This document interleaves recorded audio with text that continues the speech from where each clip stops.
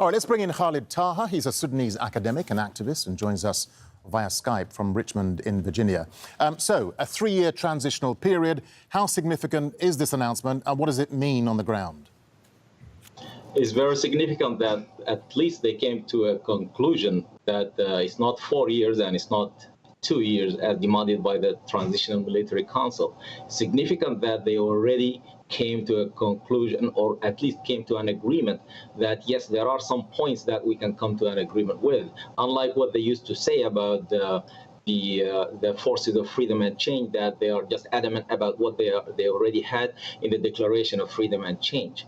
That agreement between the two actually leads the way to much better negotiation, especially in the next 24 hours to come, where they're going to talk about sovereignty and define the president of that 3-year transitional period. And that's the big problem, Khalid, because they haven't said who's going to lead that transitional council. Will it be the military or will it be the civilian? That's what we don't know yet. The main or the important point in this case is that not who is going to lead, but the ratios of that council and the number of people in that council, even though most of the authority is going to be in the parliament, which consists of like 300 seats.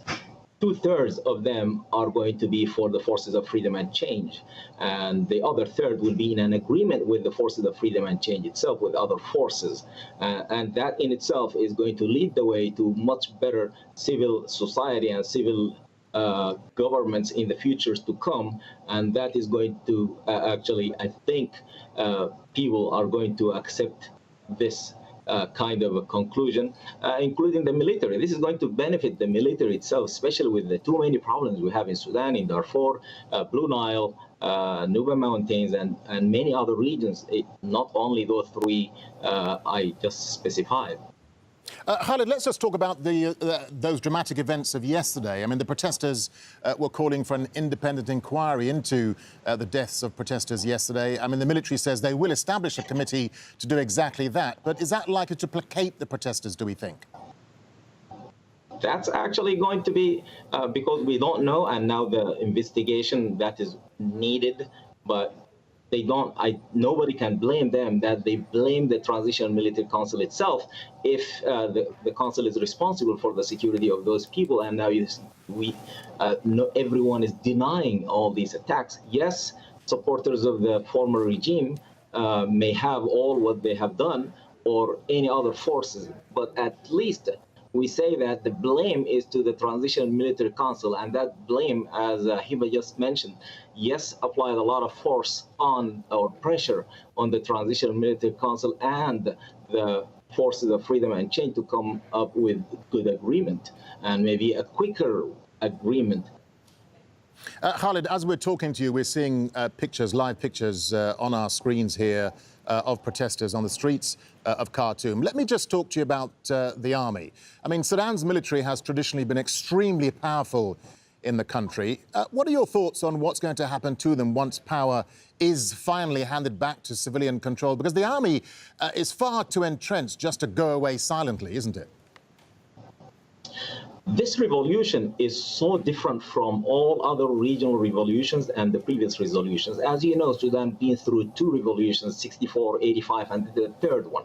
The third one is a different one that is actually, it sets the goals higher, used all or learned the lessons from the previous revolutions and the neighboring revolutions and the Arab Spring and all that, brought together so that we can reach good level of civilian government, so that it will lead the way to a better Sudan. That will have it will be much better for the army itself that was leading many through military coup since the independence.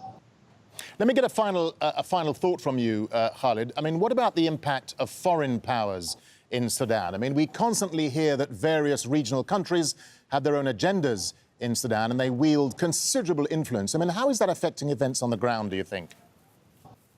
It's been affecting it for the last maybe 5 months, but clearly it was very clear after April 12th. After this, we've heard many reports about that. Some of them are open, and some of them are not. That are especially some neighboring countries supporting the Transition Military Council through the media, through the financial aid, through all this. And but the people on the ground are not really caring about all that. They have specific points they want to reach. They want Sudan to have a civil government, to have much better progress in that regard, regardless of the neighboring countries or the regional other forces, what they are going to do. I mean, if the neighboring or the regional forces that are going to have support to a military that is actually rejected by the Sudanese people, there is no way that they are going to succeed. Simply because now the word is to the Sudanese people who are going to actually decide on this. And now I'm glad that they came to a conclusion with the Transition Military Council and the forces of freedom and change, so that this is going to lead the way. That doesn't mean it is going to come easy, especially in the next 3 years or maybe even more than 3 years. It's not going to come easy. That will actually, we have to have, it makes it harder for us now to have civil societies to support this and protect it.